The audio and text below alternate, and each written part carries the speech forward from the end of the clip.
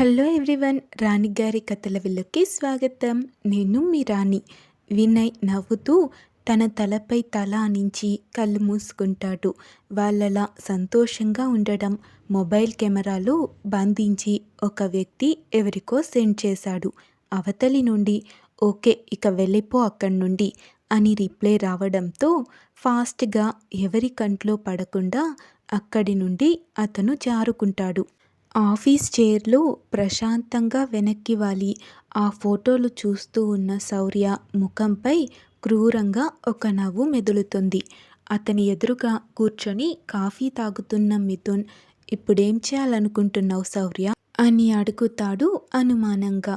శౌర్య, అన్నీ నీకే అర్థమవుతాయి, కానీ ఈ అమ్మాయి డీటెయిల్స్, వాళ్ళ ఫ్యామిలీ డీటెయిల్స్, ఇక అతను తనతో పాటు ఉన్నాడు కదా, అతను ఆ అమ్మాయిని ప్రేమించిన అతని డీటెయిల్స్ అన్నీ నా ముందు ఉండాలి. ఏదీ మిస్ అవ్వకూడదు. వీళ్ళ దగ్గర రిలేటివ్స్ నుండి ఏదీ మిస్ చేయొద్దు. ఆఖరికి వాళ్ళ ఇళ్లల్లో పనిచేసే పని వాళ్ళ డీటెయిల్స్ కూడా నాకు కావాలి అని చెప్తాడు ఆర్డర్ టోన్లో.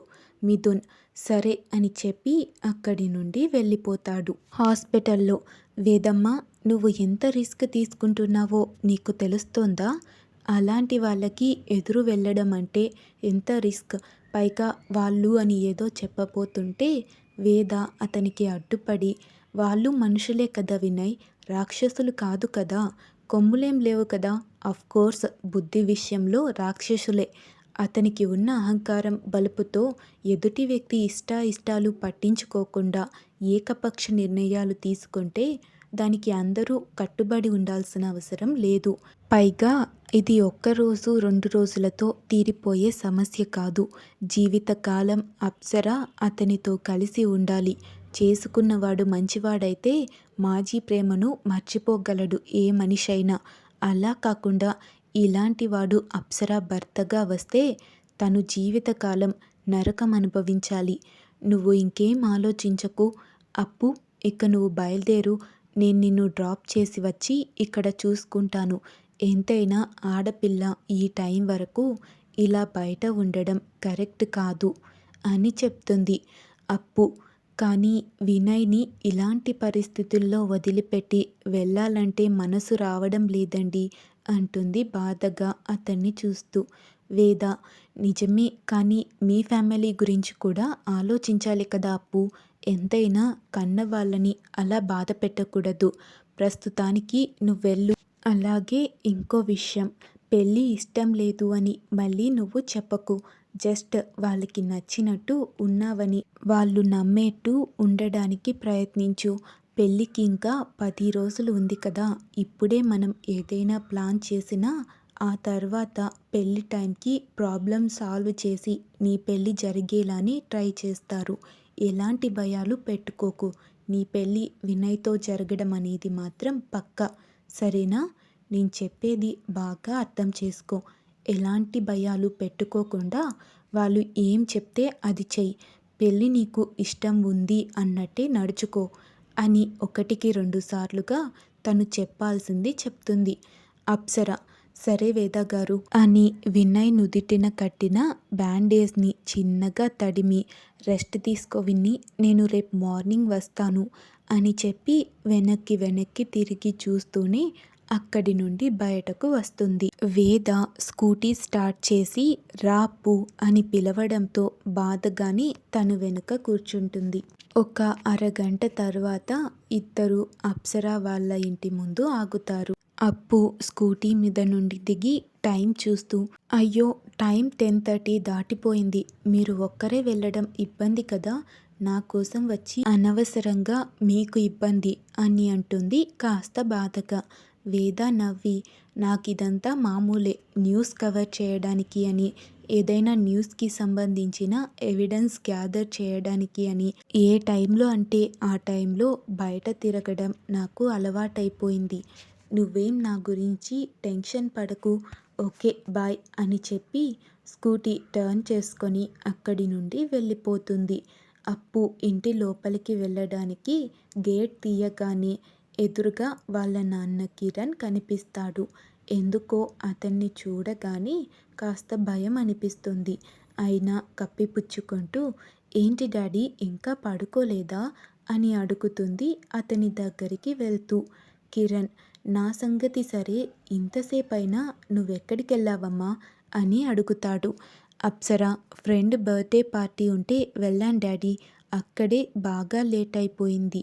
ఈ టైంలో ఒక్కదాన్నే వద్దని నా ఫ్రెండ్ వచ్చి మరీ డ్రాప్ చేసి వెళ్ళింది అని వెళ్తున్న వేదని చూపిస్తుంది.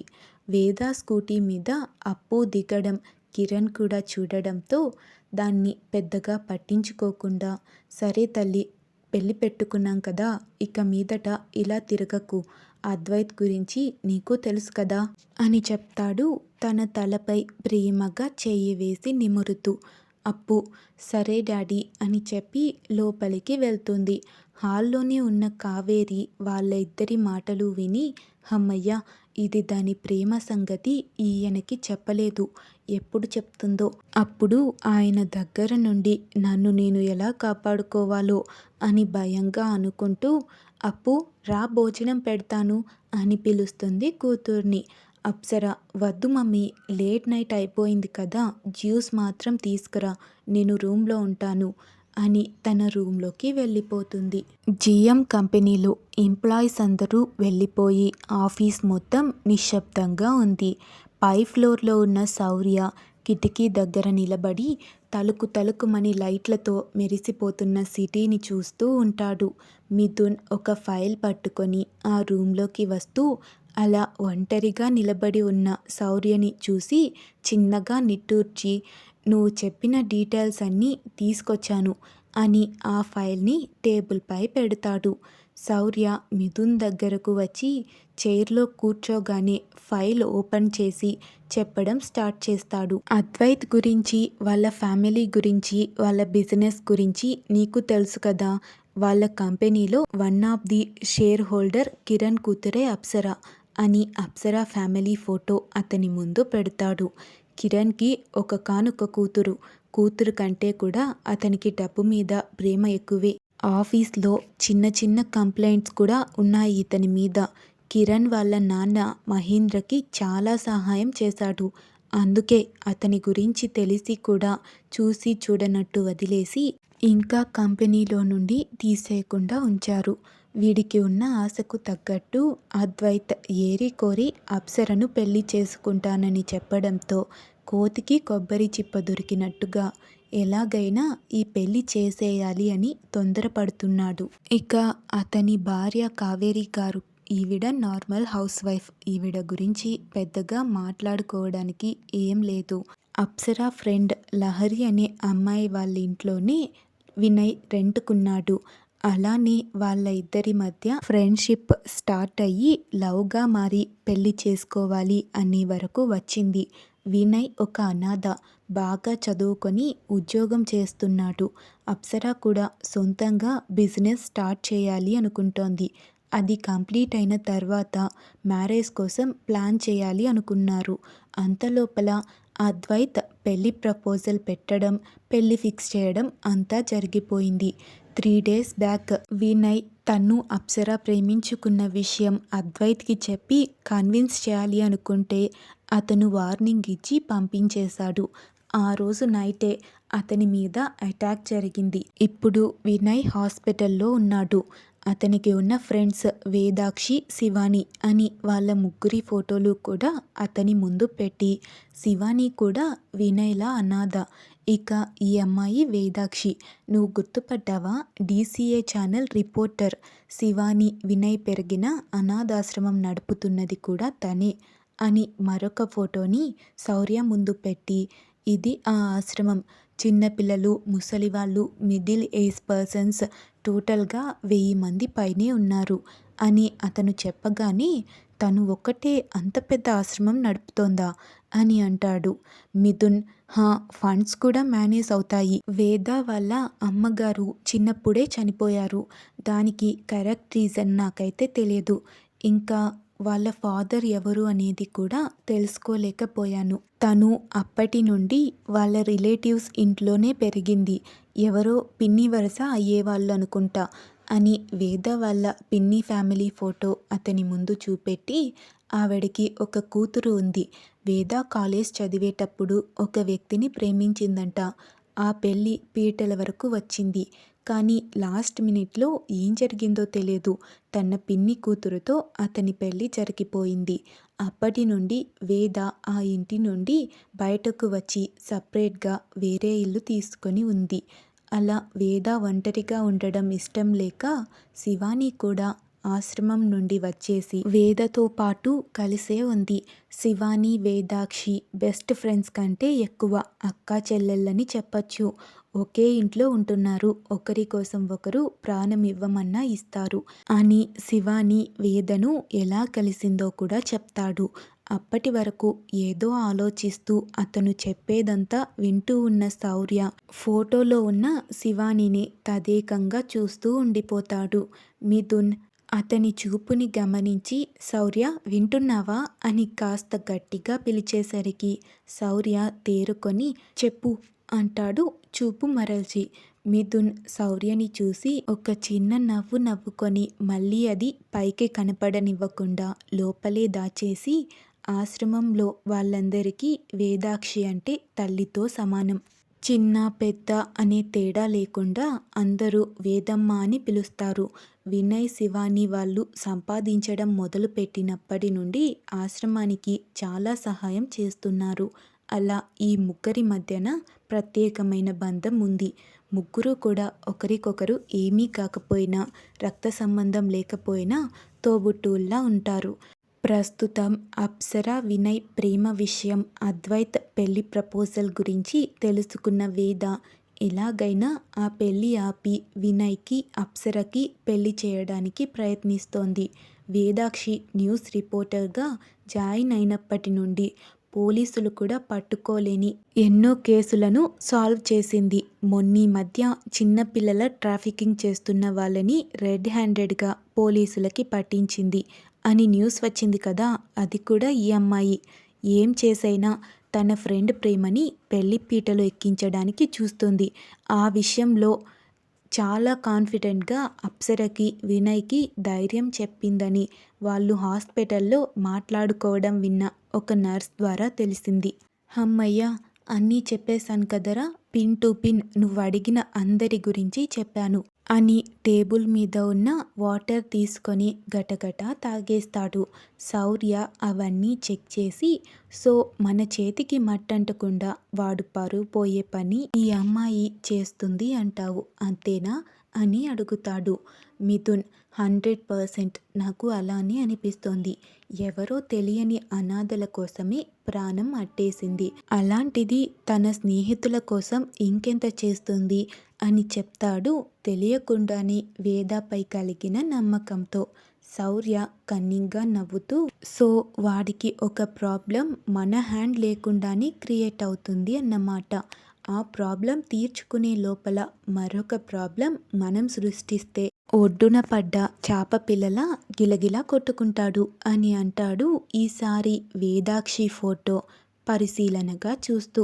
మిథున్ అతని చూపుని గమనించి నువ్వేమంటున్నావో నాకు అర్థం కావడం లేదు అంటాడు అయోమయంగా. శౌర్య అద్వైత్ గురించి నీకు తెలుసు కదా, వాడికి కోరుకుంది దక్కకపోతే పిచ్చివాడవుతాడు. ఆ పిచ్చిలో ఏం చేస్తాడో వాడికే తెలియదు. వేదాక్షి వల్ల తను కోరుకున్న అమ్మాయి మరొకరిని పెళ్లి చేసుకుంది అని తెలియగానే రాక్షసుల్లా తయారవుతాడు. అదే టైంలో తన పెళ్లి ఆగిపోవడానికి కారణమైన అమ్మాయి మెడలో వాడు తాళి కట్టాలి. అప్పుడు అసలైన మజా మొదలవుతుంది అని అంటాడు అదే స్మైల్తో. వినయ్ అతని మాటలకు కరెంట్ షాక్ కొట్టినట్టుగా ఎక్స్ప్రెషన్ ఇస్తూ, శౌర్య ఏం మాట్లాడుతున్నావో నీకైనా అర్థమవుతుందా? ఎక్కడ అద్వైత్, ఎక్కడ వేదాక్షి? వాళ్ళిద్దరికీ అసలు పెళ్ళి ఎందుకు అవుతుంది? శౌర్య ఎక్కడెక్కడో ఉన్న వాళ్ళని మనం ముడి చేయాలి. వాడిది మూర్ఖత్వమైతే ఈ అమ్మాయిది ఆత్మాభిమానం. ఈ రెండు ఎప్పుడూ కూడా మంచి పెయిర్ కాలేదు అని చెప్తాడు ధీమాగా. మిథున్ అద్వైత్ నిజంగానే మూర్ఖుడు. నీ పగ కోసం మధ్యలో ఆ అమ్మాయిని బలి చేస్తావా? నీకు అర్థమవుతుందా? ఒకవేళ అద్వైత్కి ఇష్టం లేని అమ్మాయి అతని జీవితంలోకి వస్తే ఆ అమ్మాయిని మాటలతోనే చంపేస్తాడు. అసలే వేదాక్షి ఒకసారి లవ్లో ఫెయిల్ అయ్యింది అంటాడు అద్వైత్ మనస్తత్వం గురించి తెలిసి కాస్త భయంగా.